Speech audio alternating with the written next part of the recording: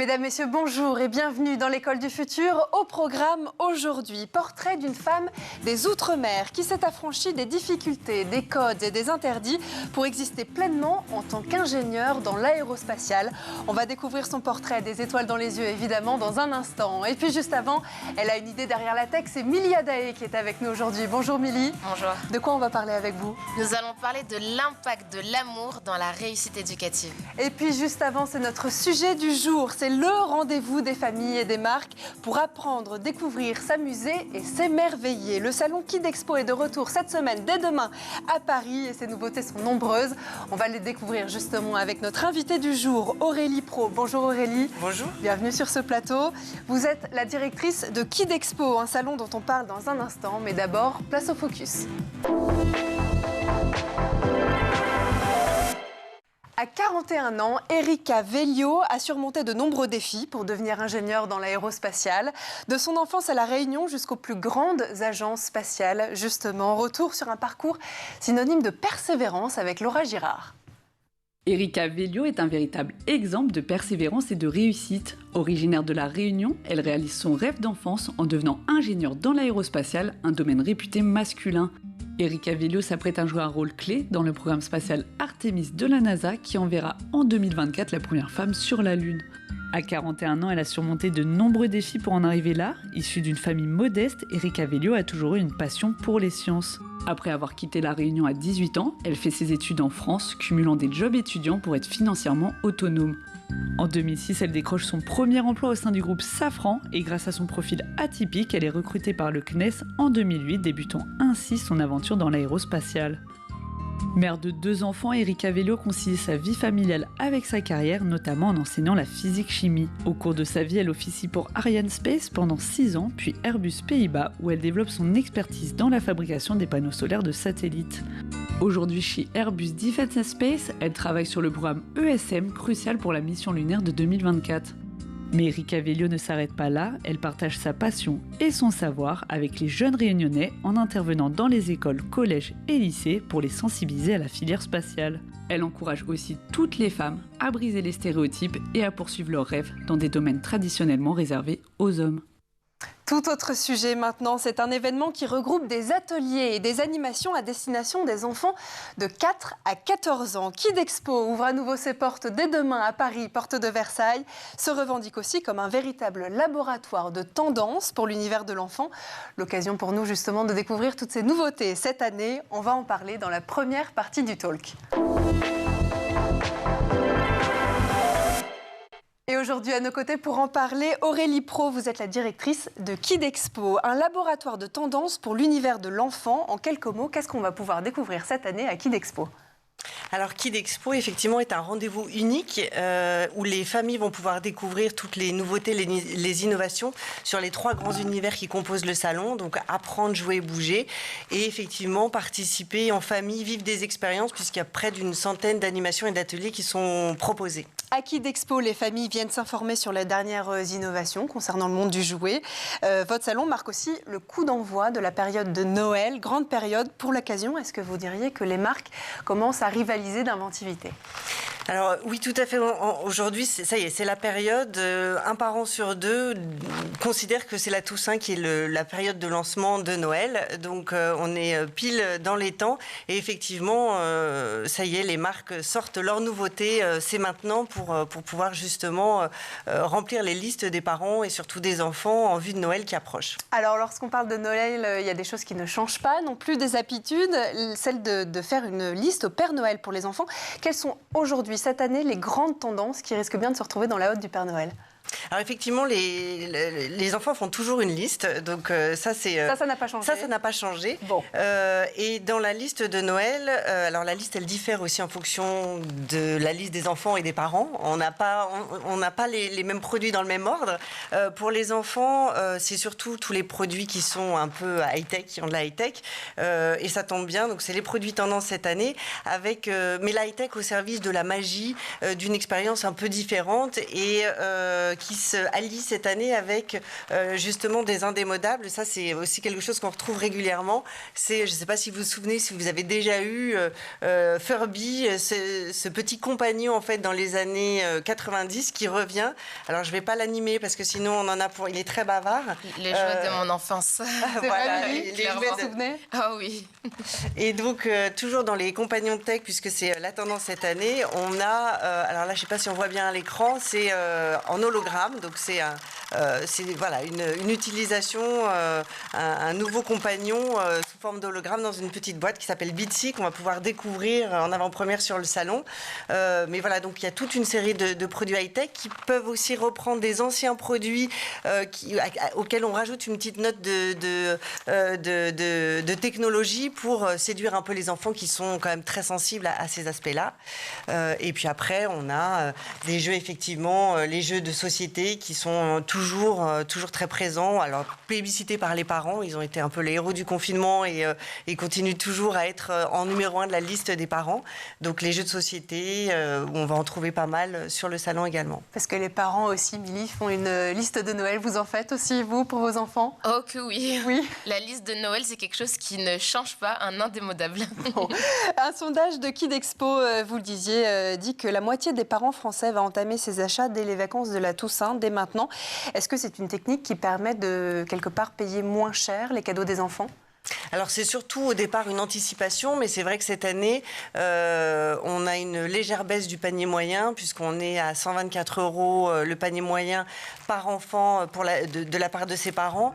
Et donc c'est 6% moins par rapport à l'année dernière. Donc effectivement, anticiper, c'est déjà préparer ses achats, savoir où on va les acheter, se renseigner, parce que les parents ne sont pas forcément au courant. Souvent, les enfants, quand ils disent « moi je veux ça », ne connaissent pas forcément. Donc il y a aussi des renseignements et effectivement les parents vont de plus en plus chercher les bonnes affaires et les promos pour essayer d'adoucir un peu la note de Noël. Où est-ce qu'ils le font justement? De plus en plus en ligne? Est-ce que le Covid a poussé cette tendance de consommation? Est-ce qu'ils continuent à aller physiquement dans des magasins chercher ces cadeaux?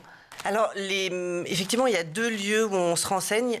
Dans les magasins, parce que dans les magasins, on peut toucher, voir les produits. Il y a des démonstrations, donc c'est toujours quelque chose qui est très important. Et puis Internet. Aujourd'hui, 42% des parents font tout sur Internet. La recherche d'informations et l'achat. Mais il ne reste pas moins que plus de 40% des parents vont acheter dans les magasins. En sachant que certains vont se renseigner sur Internet, puis acheter en magasin. Et certains font la recherche d'informations et c'est à peu près 12% la recherche d'informations et l'achat en magasin. Donc les magasins sont toujours bien présents parce qu'il y a un rôle de conseil important. Milly, vous êtes de quel côté? Plutôt magasin ou plutôt commerce en ligne? Je suis plutôt team digital. Digital, parce que c'est plus simple, parce que les prix, on les voit tout de suite et on peut comparer. Exactement. On a accès, grâce au digital, à un catalogue de produits qui nous permet de voir tous les produits en même temps. Mais c'est vrai qu'aller en magasin, toucher et voir le produit, ça complète l'expérience. Donc on va dire un peu des deux, un parcours 360. Est-ce qu'il y a aussi, Aurélie Pro, une prise de conscience écologique depuis ces dernières années qui pousse de plus en plus de parents, de plus en plus d'enfants à avoir recours à la seconde main pour les jouets? Alors, effectivement, dans l'étude que nous avons menée juste avant le salon, un tiers des parents, à peu près 30% des parents vont consommer moins à Noël. Et une grande partie, c'est pour une double raison, écologique et économique, mais certains aussi pour des raisons purement écologiques, parce que les parents ont bien conscience qu'ils font partie de la solution et que Noël est une période de consommation. Mais Noël reste la magie, reste un moment à part. Et les parents, même si la conscience écologique est importante, donc ça va être plus se faire dans le choix des jouets. Il y a beaucoup la seconde main aussi qui se développe énormément sur l'univers du jouet, et pas uniquement pour des raisons économiques, mais écologiques. Mais ça reste un moment qu'on a envie de dédier à la famille, au plaisir de l'enfant. Et voilà, donc c'est un peu un compromis, une période de compromis. Parmi les indémodables justement de ces jeux dont vous parlez, il y a les cartes Pokémon, les billes, les licences des années 90. On a tous connu Furby, on le disait avec Milly tout à l'heure. Ce sont des jouets qui traversent inverse les générations quelque part. C'est quand même assez surprenant. Alors oui, c'est surprenant, mais pas étonnant puisque quand on achète à ses enfants des jeux, des jouets, on a envie aussi de leur transmettre quelque chose. Et en fait, on veut se faire plaisir en même temps. Surtout à Noël, c'est un plaisir partagé. Et donc quand on offre un Furby, parce que on en a eu un quand on était petit, ça donne un sens qui est très différent. Donc effectivement, on voit que certains produits sont toujours là génération après génération parce qu'il y a un vrai plaisir commun de transmission et de jeu avec les parents. De la transmission et des jeux qu'on va pouvoir découvrir dès demain à Kid Expo. Kid Expo, c'est aussi l'occasion de s'essayer à de nombreuses disciplines sportives pour les enfants. J'ai appris ça. Lesquelles, par exemple ? Alors effectivement, on a des fédérations sportives qui sont présentes. Donc le karaté, par exemple, c'est toujours impressionnant avec des champions, des professionnels et des champions qui viennent se mesurer ou faire plutôt des démonstrations près des enfants. Cette année, pour la première fois, on a l'aéromodélisme, la Fédération française d'aéromodélisme, avec du drone soccer. Donc voilà, les enfants vont pouvoir tester un peu le drone soccer. Et il y a un accent qui est mis de façon plus spécifique cette année sur les sports de glisse, puisque nous aurons un espace de démonstration de skate, alors avec des finger skate aussi, tête deck pour ceux qui ne veulent pas monter sur les planches, mais des trottinettes, des draisiennes électriques, du quad, de la moto, donc voilà, pas mal de sports pour les enfants. Et puis un endroit assez sympa, le raid aventure avec des policiers qui viennent parler de leur métier et proposer des parcours GIGN avec des anciens champions et des policiers qui sont là pour faire du sport avec les enfants. C'est un espace effectivement d'éducation Kid Expo, on va en parler dans un instant, mais juste avant, vous proposez aussi une exposition inédite en lien avec les Jeux Olympiques. Est-ce que vous pouvez nous en dire plus ? Alors oui, tout à fait. C'est une exposition autour des valeurs des Jeux Olympiques, donc avec une présentation par année de JO, donc depuis Athènes 1896 jusqu'à Paris 2024, avec vraiment une fiche explicative de ce qui s'est passé pendant ces JO. Donc c'est réalisé par la CASDEN et c'est donc visible sur Kid Expo. On peut aussi sensibiliser les enfants aux enjeux environnementaux et à la protection de la planète. On le sait, c'est un sujet prépondérant aujourd'hui depuis notamment la crise sanitaire. Un sujet pour apprendre les bons gestes en famille, c'est ça, protéger la planète ? Oui, tout à fait. Nous avons un espace qui s'appelle Ma Planète avec différents acteurs. La Fondation Good Planet, avec les eaux de Paris, qui va proposer des ateliers ludiques autour de l'eau pour apprendre les enjeux de l'eau auprès des enfants. Mais également, et on en parlait tout à l'heure sur le cycle, le recyclage du jouet, puisque aujourd'hui c'est quelque chose qui est dans l'air du temps et qui est absolument obligatoire. Donc la filière s'organise depuis avril 2022 avec Écomaison qui va venir proposer des ateliers Sauve ton jouet où les enfants vont pouvoir réparer, recréer d'autres jouets à partir d'anciens jouets pour justement avoir conscience de la seconde vie des jeux et des jouets. Et puis Sea Shepherd qui viendra expliquer comment protéger et défendre la mer. Voilà, il y a pas mal de choses pour devenir un héros du futur, de la planète. Tout un tas de partenaires aussi à Kid Expo. Je vais citer peut-être un dernier avant de passer à autre chose. La Fédération française de cardiologie qui offre des initiations ludiques. C'est important parce qu'on a un peu l'impression d'être dans l'école de demain, l'école du futur à Kid Expo, qui offre des initiations au premier secours, à l'apprentissage sur des peluches, notamment du massage cardiaque, c'est ça ? Oui, tout à fait. Les plus petits s'exercent sur des peluches et les plus grands sur des mannequins. Donc effectivement, c'est le rôle aussi de Kid Expo d'aller dans de la prévention et dans la santé et le bien-être. C'est important et nous on va continuer justement à faire le tour des nouveautés du salon Kid Expo, mais juste avant on va faire le tour de la planète tech. Images, vidéo, c'est le Zap et c'est l'œil d'Edouard Deniau. Yo, what's going on, people? I hope you get the music reference. Anyways, here we are now. Entertain Us is an augmented reality piece. I collaborated with Rohit Jaggi, an awesome animator on this. The piece is available on Foundation. I've only printed 4 out of 5 of the real-life prints, so there's one last one available. Go grab that off Foundation.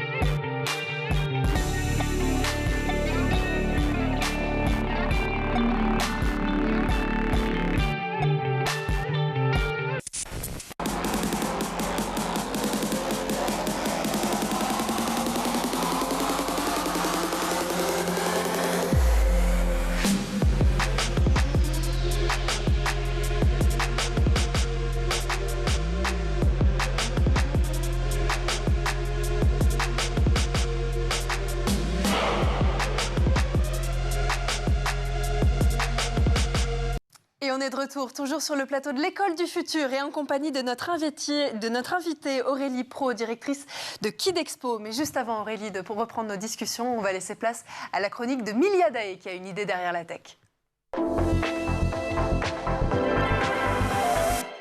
Milly, avec vous aujourd'hui, on va parler de l'impact de l'amour dans la réussite éducative. Exactement, j'en suis convaincue, l'école du futur commence à la maison. Et aujourd'hui, nous allons parler du rôle central de l'amour dans la réussite éducative de nos enfants. On a tous déjà entendu parler de super mamans qui arrivent à faire des choses incroyables, comme soulever une voiture pour protéger leurs enfants. Et cette même force qui est liée à l'amour peut avoir un impact dans le cadre de la réussite éducative, parce que oui, ça a un lien. Milly, il y a donc un lien entre l'amour et la réussite à l'école, c'est ça? Exactement. L'amour est une force puissante qui façonne la vie de nos enfants bien au-delà du cadre familial. Il y a une étude de Harvard sur l'adversité et la résilience réalisée en 2012 qui a montré que les enfants qui bénéficient d'un soutien émotionnel et d'un environnement familial affectueux sont plus susceptibles de développer des compétences de résilience qui va les aider à faire face à des défis éducatifs et émotionnels. L'amour crée un environnement sécurisé et bienveillant qui permet aux enfants de se sentir encouragés à explorer le monde qui les entoure. L'amour favorise aussi la confiance en soi, qui est un élément crucial dans la réussite éducative. Les enfants qui se sentent aimés et soutenus développent une estime de soi positive qui les pousse à s'engager davantage dans l'apprentissage. Et enfin, l'amour stimule également la motivation. Lorsque les enfants sentent qu'ils sont aimés, ils sont plus enclins à s'investir dans leurs études et à poursuivre des objectifs académiques.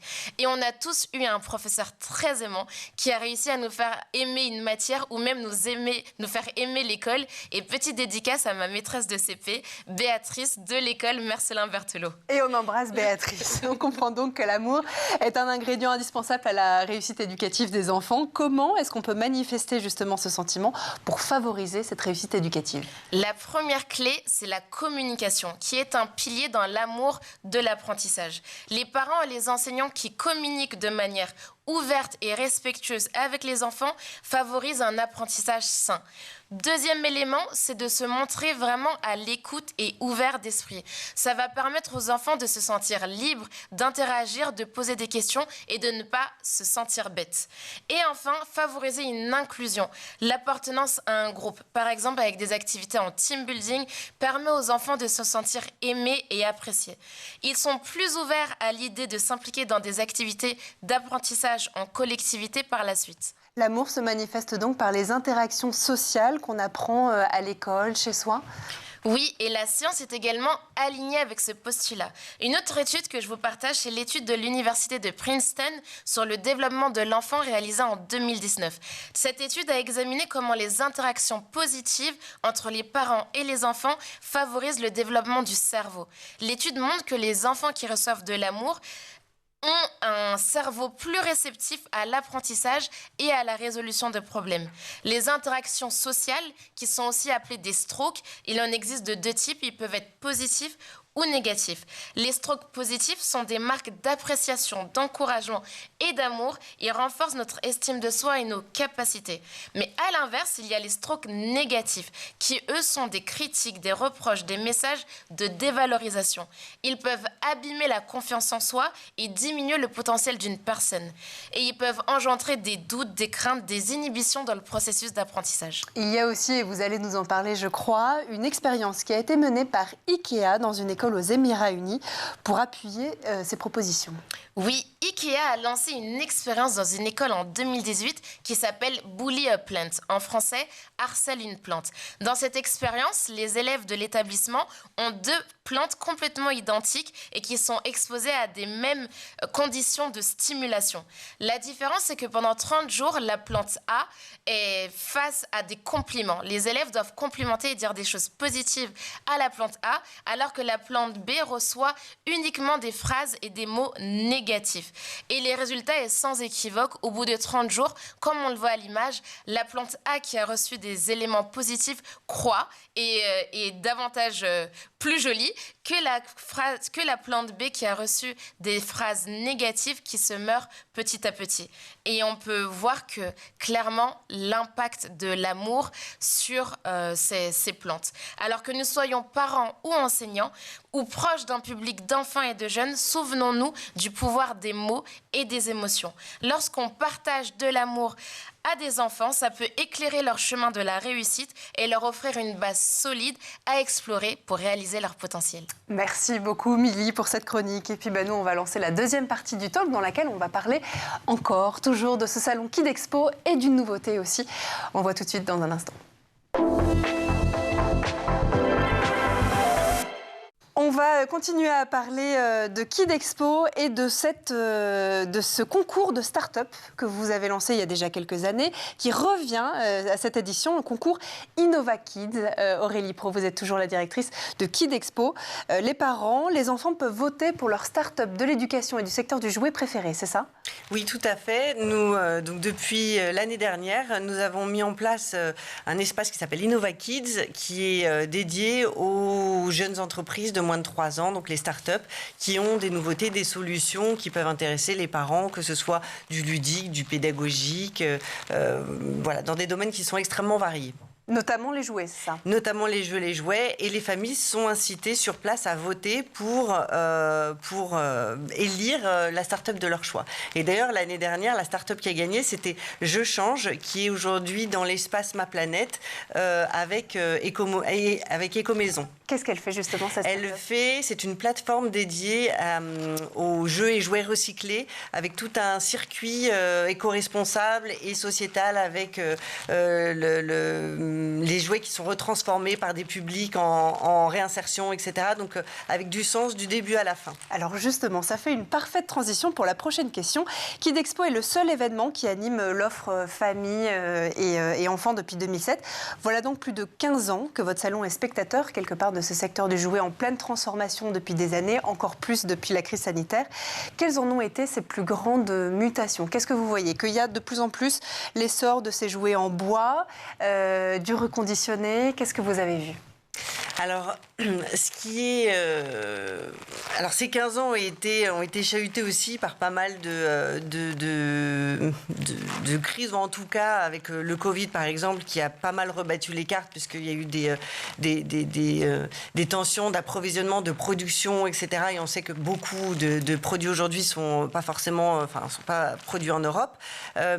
Donc, ce qui est aujourd'hui marquant, ce sont, on en parlait tout à l'heure effectivement, des jeux, des jouets qui reviennent. On a un cycle éternel de produits qui correspond aussi à l'âge des parents, puisque on voit que le cycle correspond aussi à l'âge des parents. Les jeux et jouets avec lesquels on jouait quand on avait une dizaine d'années ressortent quand on est parents et qu'on a, nous, des enfants qui ont à peu près cet âge-là. Donc la vie est un éternel recommencement, et effectivement, il y a en tout cas une intention de plus en plus... Les parents sont de plus en plus attentifs à... alors sans forcément encore passer le cap parce qu'il y a des contraintes aussi financières, mais sont de plus en plus sensibles à l'utilité des jeux et des jouets, leur origine, le cycle de vie du produit. Donc ça, ce sont effectivement la seconde main, tout à fait. Ça fait partie des tendances qui n'existaient pas il y a une quinzaine d'années et qui va effectivement s'accélérer pour des contraintes à la fois écologique et économique. Le Made in France aussi fait son grand retour. Et donc le Made in France, effectivement, est toujours présent avec des belles marques aujourd'hui qui produisent en France. On peut citer des Smoby, des Santosphère, des Vully, qui sont toujours... qui ont fait ce choix-là il y a quelques années. Et les parents sont effectivement très attentifs à ce type de production. Est-ce que c'est un secteur qui va bien aujourd'hui en France, le secteur du jouet ? On le sait, dans ces derniers mois, la grande récré a été sauvée par Jouet Club. Il y a l'essor des ventes sur Internet aussi depuis le Covid, le dépôt de bilan de Toys R Us. Comment va ce secteur aujourd'hui ? Alors c'est un secteur qui est résilient parce que c'est vrai qu'il y a eu beaucoup de choses.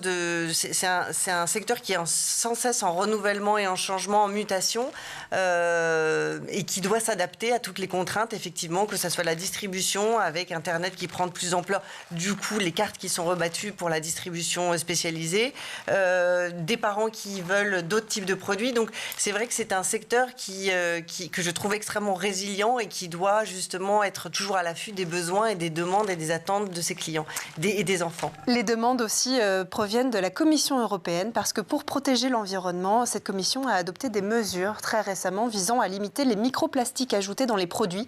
On parle là de paillettes, de microperles ou encore des peintures brillantes qui du coup ne vont plus pouvoir être vendues. De nombreux secteurs d'activité sont concernés, parmi elles les jouets. L'objectif c'est de réduire la pollution des microplastiques de 30% en 2030. C'est une très bonne initiative, mais on pense évidemment à l'impact que ça peut avoir sur le secteur, notamment des jeux de loisirs créatifs. Qu'est-ce que cela, des décisions comme celle que prend la Commission européenne, va changer dans cette évolution du secteur du jouet, dans l'élaboration même des jeux ? Alors, c'est un secteur qui, de toute façon, aujourd'hui, les sujets, quand ils arrivent aujourd'hui et qu'ils sont visibles pour le grand public, sont déjà, de toute façon, réfléchis et pensés par les entreprises et les fabricants en amont.